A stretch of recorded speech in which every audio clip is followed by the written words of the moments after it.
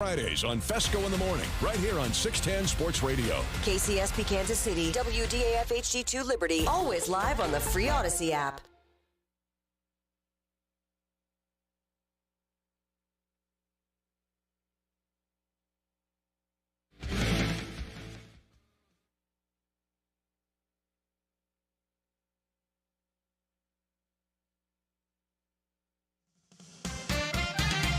Welcome to Cody and Gold on 610 Sports Radio.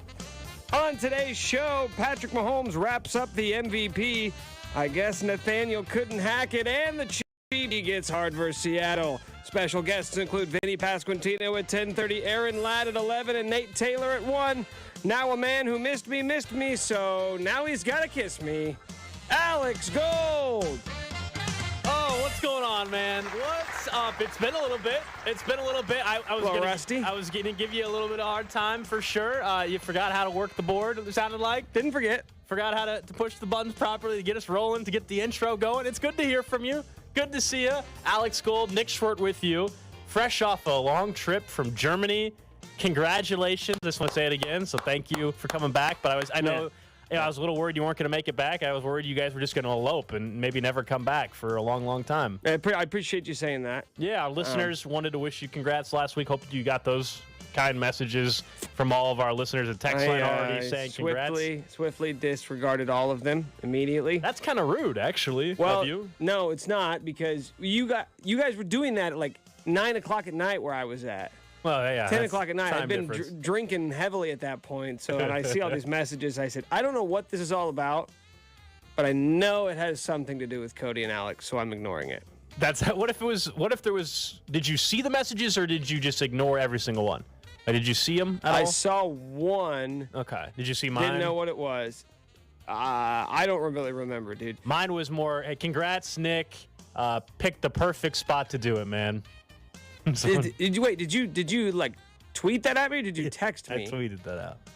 I don't remember what it was. I didn't really text you at all. Here's what I remember. The night you did it, I was heavily inebriated because we'd already had dinner. You know, we were drinking before dinner, drinking at dinner, after, and I get all these. And then one person who I knew messaged me and I said, is this something with the show? And he's like, yeah. And I said, okay, well, now I know to just ignore every. If it wasn't the holiday weekend, and hope everybody did have a great Christmas, happy holidays to everybody as well. I wanted to have multiple people, including listeners, actually record congratulatory messages for you and play them on the show today. That did not happen, fortunately for you. I'm glad you didn't. But I thought that could have been. Fun.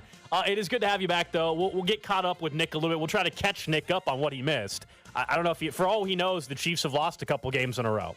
For all he knows, the world is falling apart. The Chiefs are falling back to the 3 seed. So the Chargers are sneaking up on the Chiefs. He hasn't been paying any attention for the last 2 weeks to the Chiefs. Well, the one thing about Europe that I think a lot of people don't know is that they do have internet access over there. Okay. Wow. But you told me you don't know what's going on with the Chiefs now. I mean, I do. I just have questions. Okay, so we'll get to Nick's notable notes later on. I'm guessing, we'll try to get you caught up on that. Aaron Ladd from 41 here in town going to join us in the 11 o'clock hour. I'll be honest, we didn't think Nick was going to be here today. We'll get to the travel mess that's going on in this country during the trash of the day. What a disaster multiple airlines, one in particular, but multiple airlines are having. But Aaron Ladd, looking forward to having him in studio in the 11 o'clock hour today. Nate Taylor in the 1 o'clock hour, as always, on a Tuesday.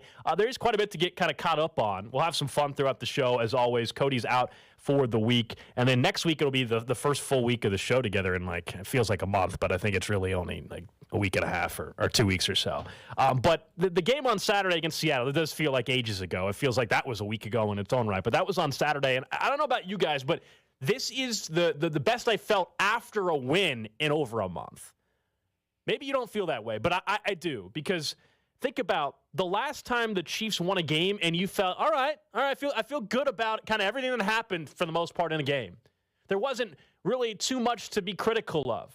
The last time I felt that way was the Chargers win. Remember that 3-point win the Chiefs had over the Chargers? That was before the Chargers have got on this run that they're on where they clinched a playoff berth last night. But number one, it was the best the Chiefs defense has looked in 5+ weeks. At Seattle, I understand. It doesn't change my opinion overall on the defense big picture yet. I don't suddenly think, oh, man, they're just going to shut people down now. No, of course not. But the Seahawks, they're trending in the wrong direction, but they were a team that we had acknowledged looked like a playoff team, a team that is still technically in the playoff mix in the NFC side, even if they have a challenge ahead of them now because of their inability here in the last 3 weeks to perform like a playoff team. So, yeah, I understand it's Seattle, but that game on Saturday gives you at least some hope that the offense is capable of reversing course, right? Stopping the momentum that was trending in the wrong direction, which was, oh, man, this defense doesn't feel like they're even giving you much optimism heading into the postseason. That game on Saturday at least gives you a chance of not feeling like it's going to be a disaster defensively come playoff time. Right, they're going to get the Broncos on Sunday. We'll get to Denver in a little bit in the mess that's going on and continues to go on now with their head coach being fired and after giving up 51 points for the Rams. And then the Chiefs will wrap up against a Raiders team that continues to blow opportunities that they've had. The latest was to the Pittsburgh Steelers a couple nights ago as well. But this defense, when they wanted to commit to something, which I understand if you look just box score watch and you didn't watch the full game, you see that Kenneth Walker had over 100 yards and you're like, wow, that's not good enough. If we all watched that game, we know that it was really the final drive or so of the game. There were all of a sudden Geno Smith's stats looked more impressive, where Kenneth Walker's stats more impressive. The Chiefs really held Seattle to 3 points up until the final 2.5 minutes or so of that football game. They committed to stopping the run. It was nice to see their commitment to something, and it worked for 95% of that football game against Seattle. So that was the first reason why it was the best I felt after a Chiefs win since the Chargers victory, which was like on November 20th, so over a month ago. And we'll see where you guys are at on this as well, as always, on the Jay Southland Tow Service text line, 913-586-7610. The other thing is the streak is finally over when it comes to Chiefs offensively turning the football over. They were on a 9-game stretch. They were on a 9-game stretch of turning the football over. We know still turnover differential-wise, they're as bad as just about everybody except for 2 teams right now in the NFL. They were worse turnover differential than the Texans were heading into this game against Seattle. But to get through a football game finally, where offensively it was a clean slate. There wasn't a random fumble by a wide receiver or tight end. Of course, there wasn't the interceptions that we saw a couple weeks ago that Mahomes threw against the Denver Broncos. So to get cleanly through that, hopefully snap the streak, I understand you are what you are typically at this point of the season turnover-wise. Like, it's not just bad luck anymore. That's what we said even last week, and I still don't think those were fluky turnovers. But, again, seeing that it is possible for them to have a turnover-free game, something we hadn't seen in 9+ weeks. And really all 3 phases. Because when we were going through the biggest concerns that we've had heading into the postseason, I still think they are concerns. It was turnovers, defensive red zone defense, and special teams. Special teams had a clean game. I know that some of the punch you can, if really want to nitpick, okay, he was kicking an ice brick out there. Tommy Townsend was. That's Pro Bowler Tommy Townsend. Nick, yeah, the two times we mentioned on the show, vote for Tommy worked. He's a Pro Bowler, man. All I know, and maybe I should save this for later, but all I know is there was a former washed-up Chiefs punter who was taking to social media to criticize a Pro Bowl punter in the prime, not even in the prime of his career. You know what? This show, I'll speak on behalf of this show right now. Uh-oh. We have a public feud now with Dustin Colquitt. What? Yep. What is this? You missed all that last week. No, I didn't. I don't miss when something happens with Tommy Townsend. I don't miss it. You missed that last week. Dustin Colquitt was on the morning show. He's a friend. He's friend. Bum-ass punter. Why are you calling him that? Because he called out Tommy Townsend. He was trying to tell Tommy Townsend what to do. If Dustin Colquitt was any good, by the way, he'd still be punting, because that's not really a job that requires you to be young. If he was any good, he would still be punting in the NFL. He's washed up. He's a has-been. And so now, to cling to relevancy, he has to criticize one of the greatest punters in the game. So I do think, we said it last week, I do think there's a little bit of maybe some sour grapes going on there. But it was interesting. It certainly was one of the big topics back and forth between the two last week when you missed that. So you were locked in at least to the punting game. That's the only thing I know. Really, it was the holding game, not the punting game. That's the only thing I know about what happened with the Chiefs while I was gone. Okay, that's good to know. But it was a clean game in all 3 phases.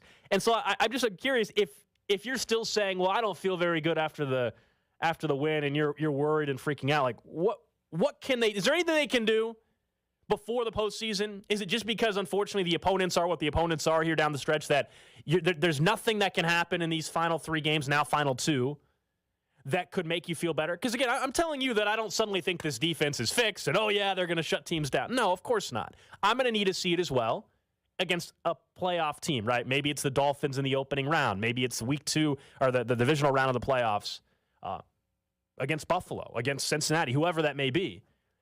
But you can still acknowledge, this was a step forward, even if it is against the Seattle Seahawks team that is themselves trending a little bit in the wrong direction. They're still a 7-win football team, a team that up until 3 weeks ago we all thought was going to find a way to sneak in as a wild card on the NFC side. So can you explain to me why it's this? I know that, is it just the final margin? Because I know the Chiefs had a nail-biter against the Texans. They covered against Seahawks. But that was a game against Houston where you did turn the ball over offensively, but you held the Texans to 219 yards. There's part of me that, and again, I didn't watch the game.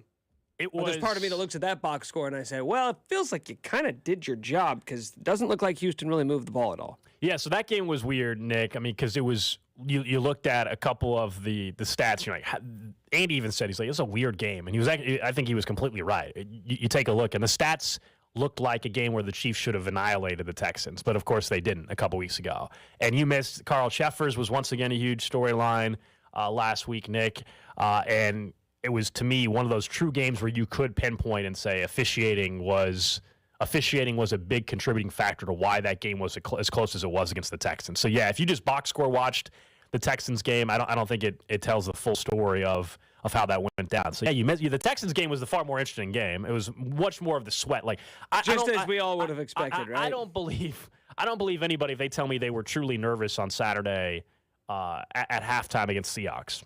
Against the Texans, maybe you were, though, because of what was going on in that football game. Against Seattle, the Chiefs were, I don't care what anybody says, the Chiefs were in control of that football game from start to finish. I know there was a spurt offensively where the Chiefs, on their first, 3 drive was it, that they struggled offensively, but the defense allowed you to be in firm control of that game. Geno Smith had 70 yards at halftime, if that. I mean, they had nothing going offensively against Kansas City. So it's kind of that weird game where it happens on, in this case, happened on a Saturday. It's already Tuesday, and it feels like that's well in the rearview mirror.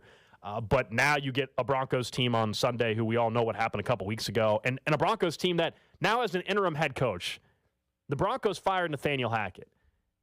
He was done as soon as we all watched that Sunday night game, I guess it was Monday night, against Seattle, where some of us may have lost a good chunk of money and said from that point forward, and Nick hated when I called him Coach Hack. He said it was terrible for me to say that. And don't call me out because Cody's the one who first called you out on it, and we weren't saying don't say it. You know what? It's the holiday season. Coach Hack, though. Coach Hack. Coach Hack is. And it turns out he couldn't hack it, though. You know what I'm saying? Yeah, you know what I mean, though? I do know what you mean. He was done the minute they lost that game to Geno Smith in Seattle. The questionable decision to kick a 62-yard field goal instead of trusting Russell Wilson. In a weird way, though, maybe he knew something we didn't in terms of what Russell Wilson was going to be this season because he's been an absolute disaster. Christmas Day, the Broncos let Baker Mayfield and the Rams put up 51 points. I think there's a legitimate argument still to bench Russell Wilson for the rest of the season. We can get into that maybe later in the week as the Chiefs get set to take on the Broncos. But what a dumpster fire the Broncos are. I mean, they had to get rid of Nathaniel Hackett, but the guy didn't even make it through the first season. We all knew he was going to be fired in 3 weeks. He couldn't even make it to week 18 of this season before they said, all right, enough is enough. We just got embarrassed again by the Rams, who have Baker Mayfield, who's still only been there for 3 weeks, and that offense destroy what was the one good thing about that team still, which was the Broncos' defense. And we made a big deal about the Chiefs allowing the Broncos to put up the most points they had or their defense and all this. Their defense just allowed the Rams to score 51 points on them. And if you're the Broncos organization, that's great. You can move on from the head coach. That's easy to do. Coaching contracts aren't that big of a deal to get out of unless you're the Raiders and you don't have any money, so you're stuck with McDaniels. No quarterback, but you're stuck with them. I don't think they have much draft capital. People disagreed with me on Twitter yesterday. They said, what are you talking about? They have a first-round pick. You know what first-round pick the Broncos have? The 49ers' first-round pick in that Dolphins trade. You know about the 49ers? There's a chance maybe they're in the Super Bowl this year. So that pick's going to be 28-32 most likely. That's the first-round pick. They don't have any second-round picks. They got a couple third-round picks. Their quarterback they're locked up with for at least 3 more years because of the cap hits. And I don't agree that Sean Payton can just walk in and fix Russell Wilson. Like, that's the dream. Harbaugh or Sean Payton's going to go there. There's going to be 4 or 5 openings because there are every year. If I'm Sean Payton or whoever you think is the top-tier candidate, why would I go to that situation? I just told you, you're stuck with Russell Wilson. You have no draft capital. Your finances there are a mess. The one thing that was strong for you was the defense, but they've, at this point in time, just completely given up. Remind me again, how was the capital situation in New Orleans when Sean Payton exited? Was it great? It was not. It was not. So he's going to leave. He's going to get out of cap hell in New Orleans just to join a perhaps worse situation in Denver? I don't get it. There's, to me, look at the openings right now. Carolina, Indianapolis, Denver, and am I missing a fourth one or is it just 3? Well, you're just talking about ones that are currently open? We know there's going to be other ones that are currently, right? Just 3, is that right? Yeah. I mean, why would I go to Denver? I am also, by the way, in the AFC West with Patrick Mahomes and Justin Herbert, who finally is going to actually play in a postseason game this year after clinching a playoff berth last night. Like, why would I want to join that division with that quarterback? I disagree with the notion that somebody can just come in and fix Russell Wilson. By fix, are we just talking about him becoming like a top 20 quarterback? Because the top 5, top 10 stuff, that's gone forever. I'm not like, what glimpse have you seen this year to suggest that he ever gets back to that? I was holding out hope for the first 6 weeks. Like, okay, let's see if they can at least get him serviceable. He's not serviceable. He's the worst quarterback in football right now. Well, and I think the fallacy with Russell Wilson and the idea that he's just a good offensive coordinator or coach away from getting back to the level that he was playing at is that as if he was playing great last year, and then you'd say, okay, well, he broke a finger. It's like, okay, then let's go the year before that.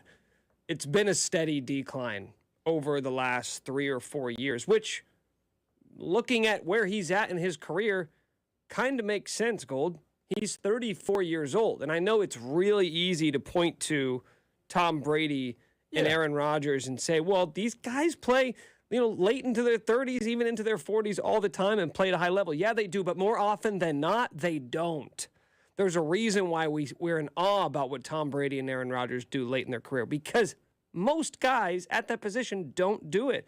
I think this is just the natural decline that you see from players at this position, and to think that a new OC all of a sudden is going to make that trend turn in the other direction seems a little far-fetched. I just think Nathaniel Hackett's been a joke of the entire season along with Russell Wilson. It's easy to move on from a head coach. That's just easy. Like, you're stuck with Russell Wilson. I just think more of the blame should certainly be on Russell Wilson, honestly, than anybody in the situation. Like, Hackett was terrible, but we all know, like, the real problem still is there, and it's Russell Wilson. It's just like the reason why you can't move on from him is because of your general manager that decided to go ahead and give him the extension. It'd be one thing if you just traded for Russell Wilson, which at the time, nobody should have known that Russell Wilson was going to be this bad. Let's be honest, if we're being fair.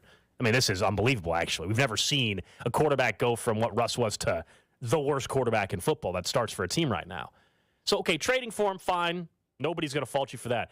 Giving him the contract extension you did not have to give him is where they screwed up. If they didn't give him the extension, Nick, we'd be talking about like, okay, well, then they're just going to move on from him. Just move on and, all right, reset it. Still not great. You don't have a quarterback, but you're not screwed for 3 or 4 years. Would he have cleared the trade? Like, would he have accepted the trade without promises of a contract extension? That I don't know. That's a good question. All I know is the extension did not get announced like the day he got traded, right? The extension came during, I don't know if it was quite training camp, but it was months later, I thought. I don't believe the extension came the day that they traded him. Sometimes you see that like coincide. I think there was a gap there. Now maybe that was part of the agreement. That's a good question. People in Denver might have. You were just in Denver. I mean, you're a Broncos insider on this show, so I figured I figured you'd have it. I was there for like 20 hours. And the whole time I was trying to book flights. Yeah. So I don't know if you saw I didn't have a ton of time Did you see run Hackett down to at Mile the High. airport? Did you guys cross paths? Maybe he was in LA. But, he's a nondescript looking guy. Although he kind of, I won't say he went Todd Haley, which was just completely not give an F at the end. But he started, you notice Nathaniel Hackett did not have facial hair early in the season. And then he started growing this goatee as the season. Like, I think it was kind of going, like if they would have hung on. A lot of late nights at the office. I think so. I think that's what was going on for Nathaniel Hackett. which he'll be back to being a coordinator somewhere next year. And Sweetbird's saying he should join the Packers for the remaining 2 games. I'm like, well, they're rolling now. Why would I want to bring Nathaniel Hackett back for 2 games? That didn't make any sense to me. Yeah, I didn't really get it. I don't know about the whole benching Russ thing. I just, not to say that I think that there's a ton to gain by throwing him out there. To me. Why not? No, I'm saying I don't think there's much to gain by playing him. I don't think there's much to gain regardless of what you do. The season is lost. You want to bench him, go for it. I think you should, because I do think there is something, it's such a mess. It's such a disaster there. And clearly this season has been horrific for him as a quarterback. Like, truly, like, just go ahead and end this season, be done with it if you're Russ, and hope and pray that in the offseason you can completely reset this and try to get, really, you're asking him to get to the 15th or 20th best quarterback next year. And that's where you're at now. Yeah, it sucks. The cap hit is going to be what it is. But if you think that defense can be legit, you can actually be a wild card team getting 17th best quarterback play in the league with the defense that they have. Like, they can be a playoff team. Like, there's no reason that can't happen. But the question is, do you believe whoever they hire can get Russ to being even that? No, still? Because, I mean, what has he shown you that he is willing to give an inch in terms of controlling that offense? Go back to the end. I feel like we've talked about this a lot, but go back to the end of his time in Seattle. It wasn't just the power struggle between he and Pete Carroll. It was that he wanted to run the offense that he wanted to run. So Pete Carroll said, Russ cook, right? That was the whole thing. So what did Pete Carroll do? He said, go pick your offensive coordinator. You can have whatever play caller you want. You think I'm controlling? Go pick your offensive coordinator. What did he do? He went and hired, I believe it was Schottenheimer from Brian Schottenheimer, right? From the Rams, right? He was the offensive coordinator, and maybe I got the name wrong, but he hired the OC from the Rams. Comes in last year, his last year in Seattle, and Russ has statistically one of his worst seasons. Now, he got injured, but even before the injury, he wasn't playing well.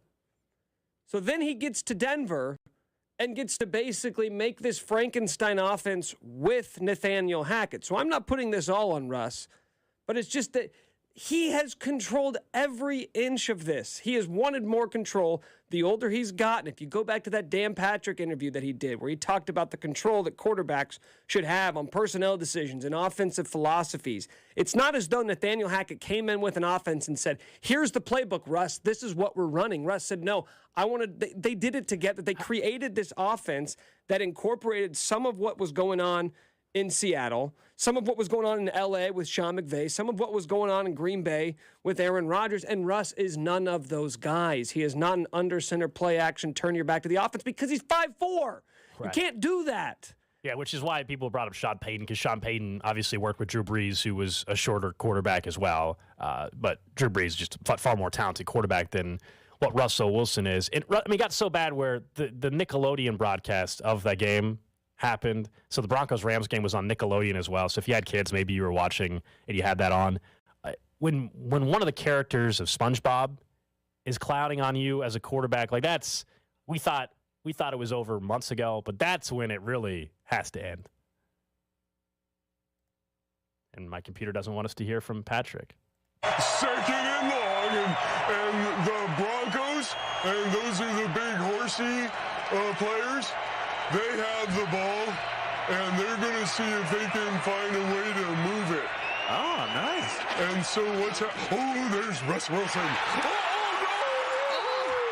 Oh, that's called an interception. That's close. Bobby Wagner. That's not what he wanted to cook. No, I think he burnt whatever he was cooking. I mean, when SpongeBob characters are clowning you as a quarterback, whew. It's a new low. It is. It really is. We'll talk more about the Broncos firing Nathaniel Hackett and just what it tells you also about what the Chiefs have been able to do, which is it'll be the 5th head coach the Broncos have had since Peyton Manning retired. We know the Chiefs have won 7 straight AFC West titles. The Broncos have now had 5 head coaches, or will have 5 head coaches during that span. Dominance from Mahomes and Andy Reid, and it causes all kinds of issues for everybody else in the AFC West. You're back from Germany, though. Happy to have you back. We mentioned a little bit, and we'll get to some of the questions that you have on the sports front as well. But how was it? There weren't a ton of photos you were putting out. There's a couple videos you were putting out. It felt like I took a lot of photos. I just didn't post everything. Okay. It felt like you were in Austria more than Germany. It's about half and half. I think it was like 6 in one, 5 in the other. But yeah, we were. We went from Munich, which is obviously in Germany, went to Nuremberg, also in Germany. Then we went over to Salzburg, small town right on the border there in Austria. And then we went to Vienna, which is all the way on the other side of Austria. So it was about half and half. They're very similar. You wouldn't. Did you pick up German? Are you fluent now? No, I didn't speak. The beautiful part about going to those countries is everybody speaks English. And even if you try to speak German to them, they will speak English back to you because they don't want to hear your terrible, broken German, which is perfect. So the language barrier really isn't difficult unless you're on like public transit and there's like a PA guy. You're trying to figure out what stop to get off on.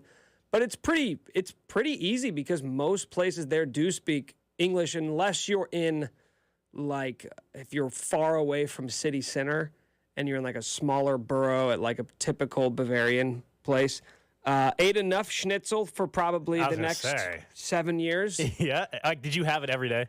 No, I didn't have that much schnitzel.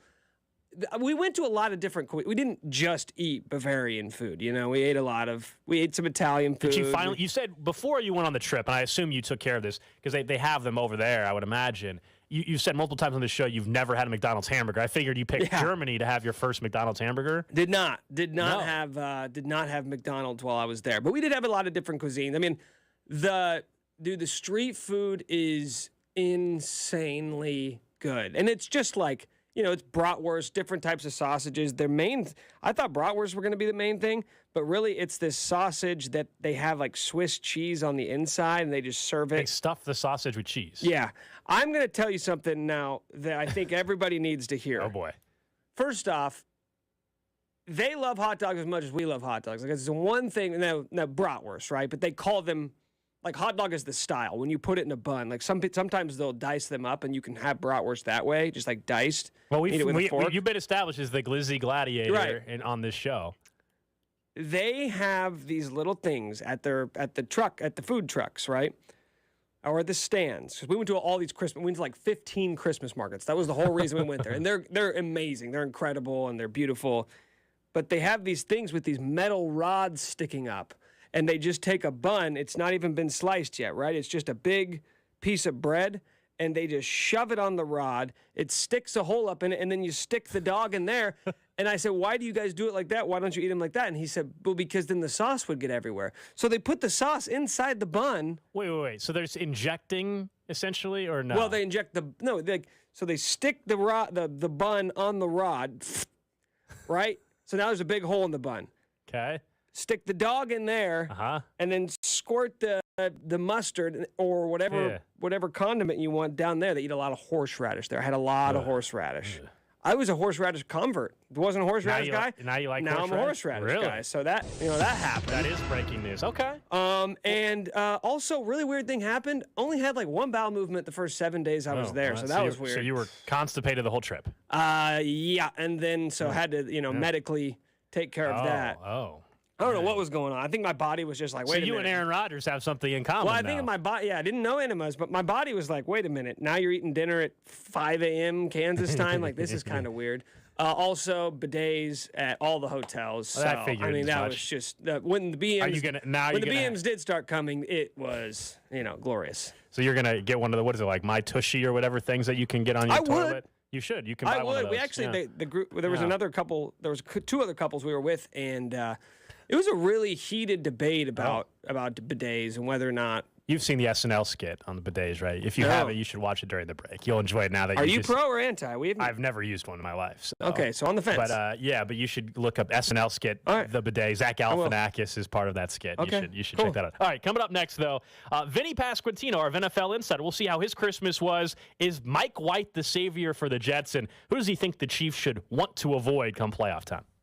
There's Kelsey to the end zone. Cody and Gold brought to you by Gann Asphalt and Concrete. For asphalt, concrete, and parking lot maintenance, Gann Asphalt and Concrete. One contractor, all things parking lot. Trusted in Kansas City since 1994. Online at GANNasphalt.com. Don't miss the Chiefs Red Half Hour every day at 11:30 on your official broadcast partner of the Chiefs, 610 Sports Radio. Last week, I was reminded once again how nice it is to just see with my own 2 eyes, not rely on contacts or glasses. That's because, as I mentioned to some of you, I was driving to Emporia for my sister's graduation. It was just going to be a quick drive there. and then after the ceremony, drive right back to Kansas City. Not a far drive, but going to be driving at night. And in the past, when I wore contacts, driving later at night was kind of irritating, so I would make sure I took my contacts out. Well, then I'd have my glasses on, and the reflection of people's headlights could be problematic. All of that was just annoying in the past. Don't have to worry about that anymore. There's no haloing of the lights or anything like that because of DuraVision undergoing SBK Advanced LASIK. I had a free consultation. They told me, hey, yeah, you're eligible for LASIK. 2 days later, I had my procedure, and the very next day, I was right back at work doing this show. DuraVision is simply the best in Kansas City, and it was the best decision I ever made as well. Give them a call, 913-491-3330, or go online to DuraVision.com and tell them Gold from 610 sent you. Right now at Old Navy, get up to 75% off clearance. Styles for the whole family start at just $2.99. You don't want to miss this. Visit Old Navy or OldNavy.com for up to 75% off clearance. Valid 12/26/15. Select styles only while supplies last. Hey, it's Josh Klingler. For this New Year's celebration, make sure to stop by Hy-Vee's on your list. I know we'll swing through the seafood department to get the shrimp my wife will want. I'll head to the bakery to snag some premium chocolate chip cookies, and the kids love the New Year's tradition of sparkling grape juice at midnight. We all get this done at Hy-Vee. Also, with my Hy-Vee Plus premium membership, I get extra fuel savings, exclusive offers, and free delivery. You should try it too. Just go to hi-v.com/plus to sign up. Kick off 2023 with some help from Hy-Vee, your one-stop headquarters for the new year. Whether you're hosting a big bash or quiet dinner at home, Hy-Vee has everything you need to wow your guests. Party trays, appetizers, gourmet charcuterie and cheese boards, ready-to-heat meals, bakery-fresh desserts, and more. Stock up on your favorite wine, spirits, beer, and seltzer, and you're done. Just one stop to ring in the new year, only at Hy-Vee. Voted Ingram's best grocer in Kansas City. You had a solid retirement dream. Sell your home in a few years, bank the equity, downsize, and travel. But inflation and recession has you wondering if all your hard-earned equity will still be there. What if you could recession-proof your equity right now? You can with TrueHold. TrueHold will buy your home for its best current value before a recession can erode it. You get to bank all the cash now and live in your home for as long as you want. And TrueHold covers all property taxes, insurance, repairs, and maintenance. And since TrueHold pays your home's current value in cash now, it's yours to do whatever you'd like. Don't wait for inflation, recession, and interest rates to erode your home's value. Visit TrueHold.com and discover how much TrueHold will buy your home for today. Based on its best current value, not what's coming. Call 1-855-300-9993 or visit TrueHold.com. The smarter, faster way to cash out on your home's value without having to move. That's TrueHold.com. If you own a business, this has been a bumpy ride. From pandemic to inflation, I'm sure you could use a break. If your business has 5 or more employees and survived COVID, you might be eligible to receive a payroll tax refund of up to $26,000 per employee. The challenge is getting your hands on it. Hi, I'm Howard Mackler, and that's why I founded GetRefunds.com to cut through the red tape and get you the money. The team of tax attorneys we have put together are highly trained in this little-known payroll tax refund program. We do all the work, charge not a dime up front, and simply share a percentage of the cash that we get for you. Businesses of all types can qualify, including those that took PPP, nonprofits, and even those that had increases in sales. We have helped return over $1 billion to businesses, and we can help you too. Just go to getrefunds.com/sports, click on Qualify Me, and answer a few questions. This payroll tax refund is only available for a limited period of time. Don't lose out on up to $26,000 per employee. Go to getrefunds.com/sports. That's getrefunds.com/sports. Help Ukrainian children. Shazam this song. Christmas not home, tired and beyond.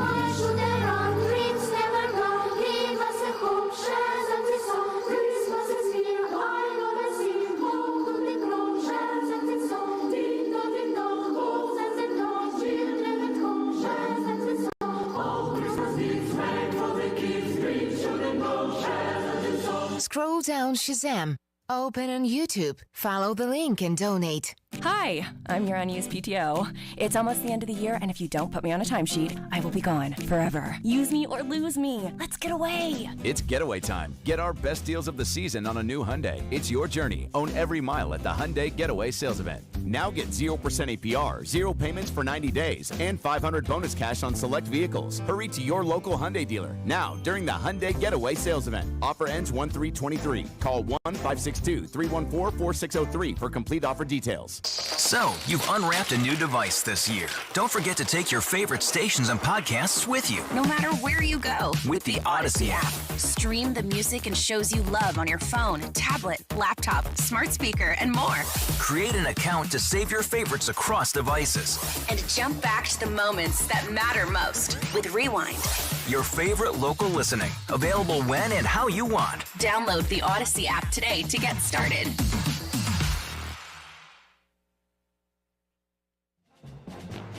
Now, joining Cody and Gold. Hey, it's a beautiful Tuesday morning, let me tell you that. It's your 2022 VinFL Insider. Are his hands going to get any bigger? Royals first baseman, Vinnie Pasquantino. As a potential future Chiefs fan, we hate the Broncos. Oh, it's Broncos week yet again, Vinny. Broncos week, and there's plenty to get into with the Denver Broncos, considering Nathaniel Hackett was fired yesterday by the Denver Broncos. But Vinny, happy holidays, man. I hope you had a great Christmas. How was Christmas? What was the game plan like for that? It was a really nice Christmas, but first I gotta mention our sponsor, Odyssey. Make sure you guys go listen to them anytime. Download the app, listen to the podcast. What a time! That's right. Yeah, Christmas was great. I went up to Ohio. Got to watch a football game last Thursday night. That's how I started my Christmas. And then moved on into the actual holiday itself and got to spend some time with my future in-laws, which was fantastic. And then somehow I was able to board a Southwest flight on Sunday night and got home. It was only delayed 5 hours, so I'm very thankful that somehow I was able to get on one. I think I was one of the only people in the country that was able to get on a Southwest flight. So that happened, and then, it was a little late to my own Christmas. The kids were asleep, my nieces, when we got back, so had to go back over yesterday and complete Christmas. But, it's a fun holiday that you get to spend around your family, and that's what's important. Yeah, I was going to say, you are fortunate that you got on a flight out. What a mess the traveling has been for everybody over the last couple of days and maybe the rest of the week as well. Now, wait, Thursday, weren't you going to be at the Jets game? Are you in a way thankful you didn't make it, considering how that thing went? I think they would have probably tried to pluck me out of the crowd to go make something happen on the field, and I would have obliged. Yeah. So, yeah, probably good that I wasn't there. But, disappointed at the same time. I was taking my mom up. We were going to go on the field again. So that was disappointing. But, things happened. I was just thankful to be able to get home from Christmas because, white Christmases are great. That's what we all want, right? But it makes travel a little bit tough when you're trying to fly out that night. Now, Mike White, he looks like he's back, right? He's healthy, got finally cleared by the doctors. Is he the savior here for the Jets? Because you guys got to win out and still need some help, right? If the Patriots lose one of their next two games, which are against the Dolphins, who we'll talk about in a little bit, and the Bills, and the Jets win out, they're in. So it's really not that much help that they need. It is a little bit of help, but they go up to Seattle on Sunday, and I'll actually be in Seattle this week. I won't be at the game, but I am going to Seattle this week. I'm thinking about extending my trip by a day and going to the game. We'll see what happens.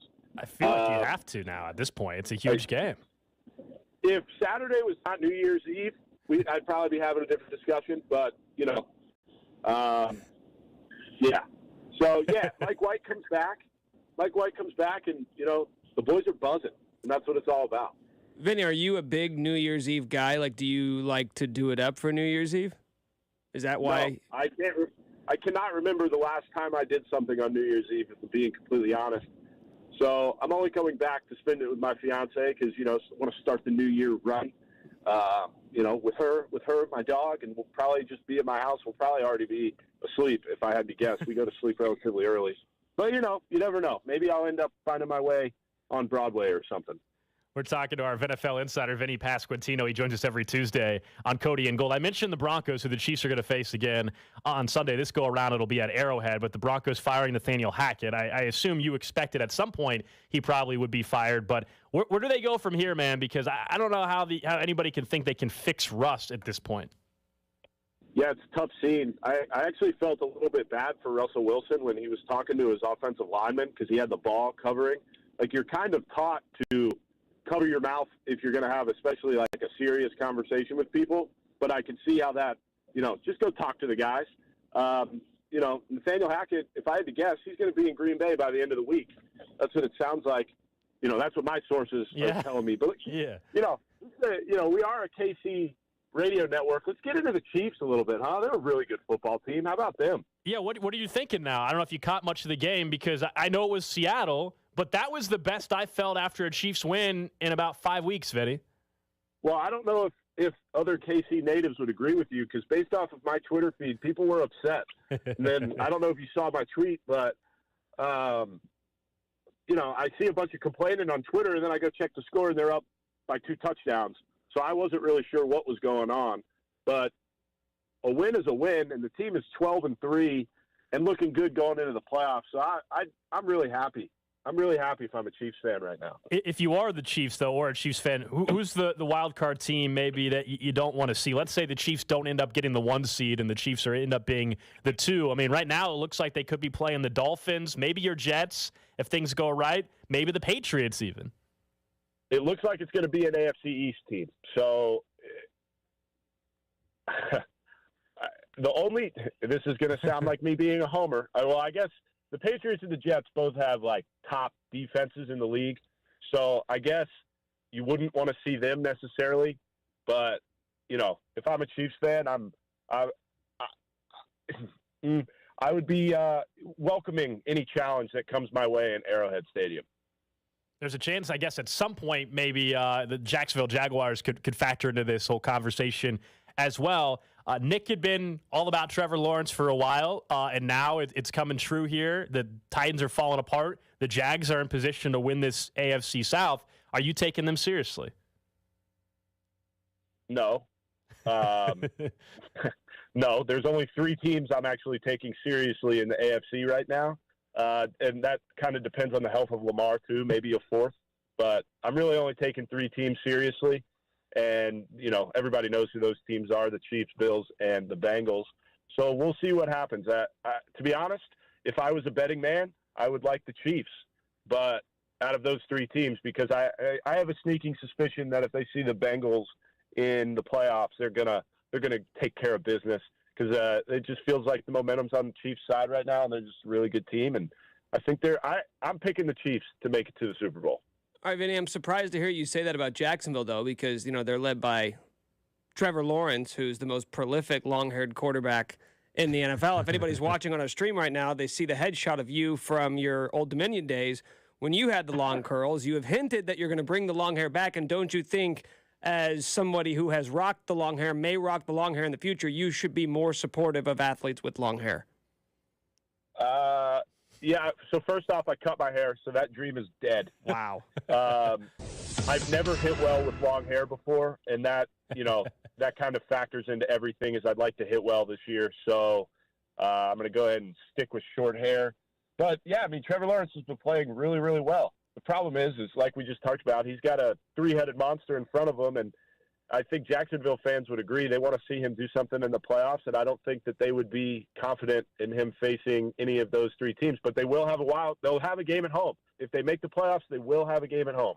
That's exciting in Jacksonville.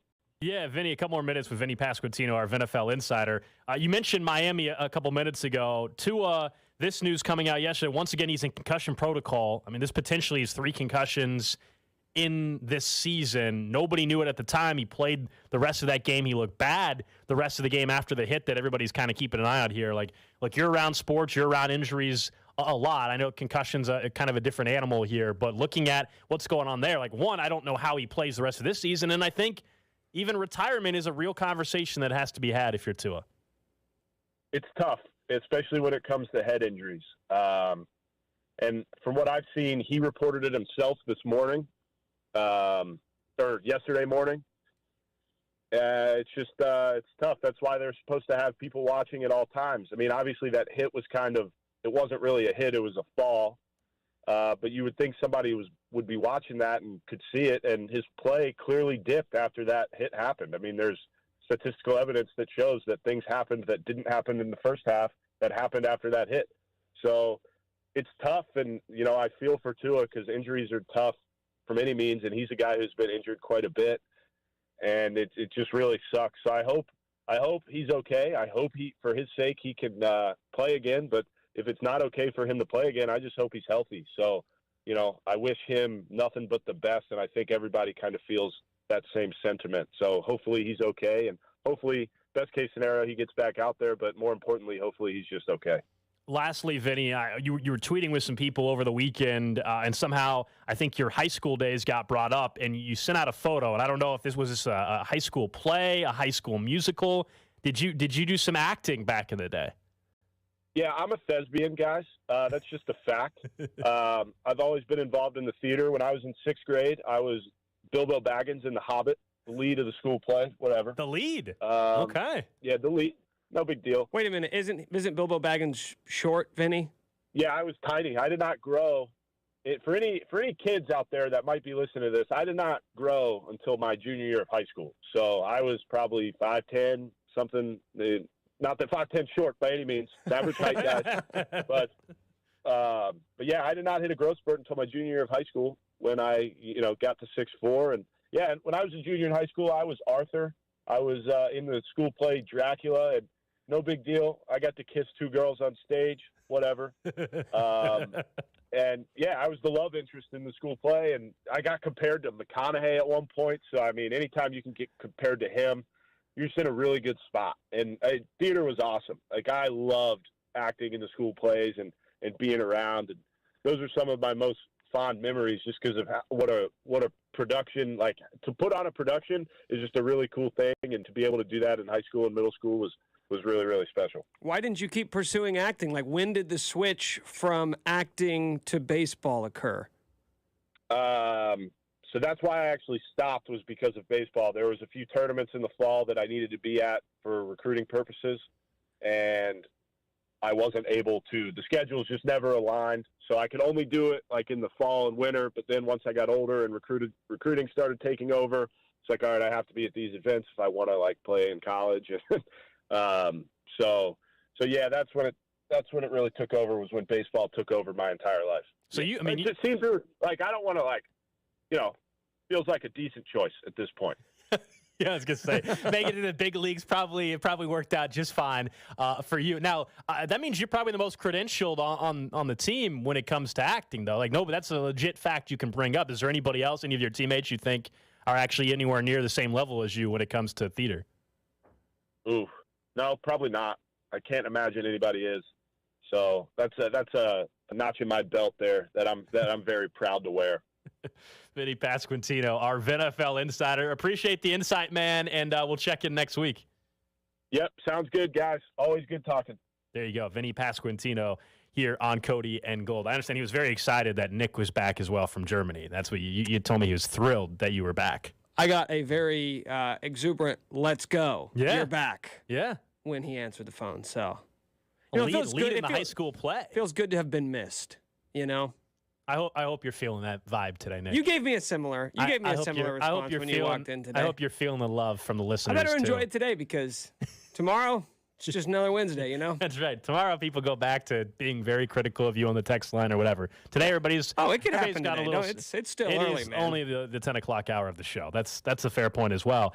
Look, you have been gone, so it's been a little while since you've had a chance. I would imagine you have a laundry list of notes. Gotta write something down. Nick's notable notes. All right, so these are notes. These are notes that I was taking throughout my time in Germany and Austria, but these are more questions that I have because scant on the details. I didn't have time to really dig deep on a lot of things. So I'm just going to sort of pepper you with a few things, and you take them where you want to.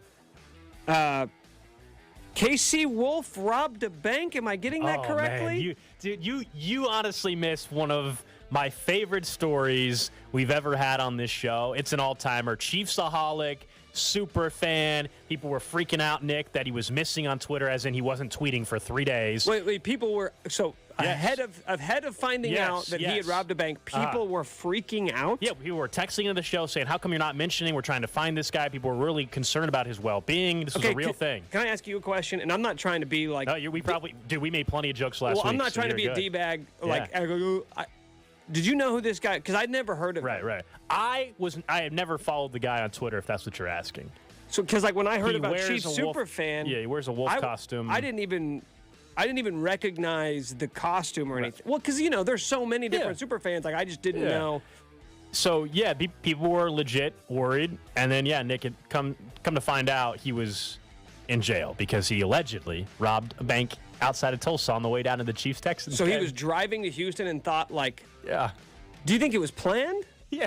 So he knew all along, I'm going to stop at this bank and rob it. I would assume so. And so it sounds like he robs many banks? Do you just drive around and say, you know what? That looks like a bank that could get taken. Today's the first time in my life that I'm going to rob the bank. I don't know if he's robbed other banks or anything, but we do know there's a past history people dug up of, like, this guy's had some theft and other things. Throwing around a lot of money, too. Well, yeah, $80,000 bet on the Chiefs-Bills game. He's got $100,000 on the line still if Mahomes wins MVP and the Chiefs win the Super Bowl. He might need that. Yeah. He might need that cash. Might need that bail money. How old is he? Like our age? What did someone looked at? Was 28 maybe? Something like that? I don't know the exact. 28? I don't know the exact age, but yeah, I think so. Okay. All right. Well, yeah, I still have more questions, but we have more topics to get to. World Cup. Yeah. That was cool, huh? You were overseas. I would imagine your atmosphere for watching it in Germany had been pretty cool. I was at an Irish pub in Munich, and it was lit. I bet. Yeah. I mean, look, that World Cup the final was an all-timer. It doesn't get any better than that. So I imagine watching it in a country that lives and dies by soccer. Yeah, they Germany were not too. rooting for France. Let me put it that way. Yeah, they didn't seems to be. I don't know what the political relations are between those two countries, but at least in terms of soccer fans, they didn't seem to be very pro-France. But sounds about right. It's an Argentinian bar that I guess we stumbled upon. Okay. In Munich, so that was a great game. That was incredible watching that one. Another question I have for you that I need a legit answer on. Okay. Is Jerick McKinnon just like a superstar now or something? Like, what's going on? I leave for 2 weeks, I come back, and he's the best running back in football. He is important. He is one of the most important players right now on offense, which is wild to say. So you say right now? Yeah, because I remember the reason why I say right now is because last year, if you remember, after the wild card game against the Steelers, and right around that time, we were all like, "Oh man, he's going to be this huge secret weapon," and then he kind of really didn't do anything in the postseason, but. We all know all year he's been this great asset as a pass protector, but in the last 4 or 5 weeks, he is now a huge part of the passing game, and he's been fantastic. Yeah, I mean, no, it's a real thing. I hope it continues in the playoffs, but he is a very important piece of the passing game now. Yeah, I just kept because I couldn't watch any games over there. Turns out my DirecTV app, or my Red Zone app doesn't. There had to have been some bars that for NFL games. No, I know the time difference. We got lucky once. I got lucky one time. I mean, the Chiefs might be playing there next year. We were at some pub, and they had. I don't know. I think was it Sunday night. It was so tough because it was late at night, but it was the Bucs-Bengals game, the one where the Bucs got up big, Bengals come back and win. Yeah. It was late, so I figured it was Sunday Night Football, but then I realized the time change. It was probably just an afternoon game. That was the only NFL game that I saw on any TV while I was over there. Oh, that kind of sucks. The Bucs. That's interesting. The Bucs game. Do you think that's because the Bucs played in Germany? A lot of the games were at 2 a.m. Yeah. So, is it because of the timing, or do you think because the Bucs played in Germany this year, and so they're just going all in on the Bucs? I have no idea. Chiefs, there's a very good chance. But like, here's the thing: unless you're going to pubs like Irish pubs, they don't have a ton of TVs at their bars. So they're like breweries, where they're more like, where a lot of breweries, they don't have TVs. There's a lot of breweries that don't want to have TVs. They don't want. Yeah, I mean, and I'm sure there are plenty of. I'm sure there are plenty of places. Just go down to the Buffalo Wild Wings or something. That's why we had to go to an Irish pub to watch the World Cup game, is because that's the only place we knew would have games on. All right, and so the last thing here. No B-dubs over there? No, I didn't stumble upon any Buffalo Wild Wings or Jeffersons over there in Germany. So I wanted to do something, and you kind of already ruined it by being so forthcoming. No, I'm actually giving you a compliment, a backhanded compliment maybe. I was ready to come in here and tap dance all over your grave that I was right. Oh, yes. About the Jags. You're wrong. Nana boo-boo. Kind of. Nope. The Jaguars are great. Kind of. The Titans suck. I'll say this. They are winning the division. They're going to the playoffs. And I feel like I was so ready to, just hammer you with that. But then you mentioned it before I could even get to it. Well, so look, you certainly have, it looks like, the right idea of that division. You said I had my pulse on my finger on the pulse of the AFC South all year long. Just remember this audio right here. The Jags still have time to screw this thing up. No. That is not a team that screws things up. That's a team that wins things. I will give you credit. I will give you credit. You were correct on the Jags if they win the division, which is not a sure thing. But also, I will say you're right. I did not. If you meant that I could not predict the Titans losing their final 7 games in a row, and I could not predict Ryan Tannehill getting hurt, you're right. You were correct. I forget sometimes that you're a mere mortal, you know? Sometimes I forget, but... Do you think the Jags can actually win a playoff game, though, if they let's say they win the division, and they're going to have to... No matter... Like, this week's games for the Jags and Texans truly don't matter.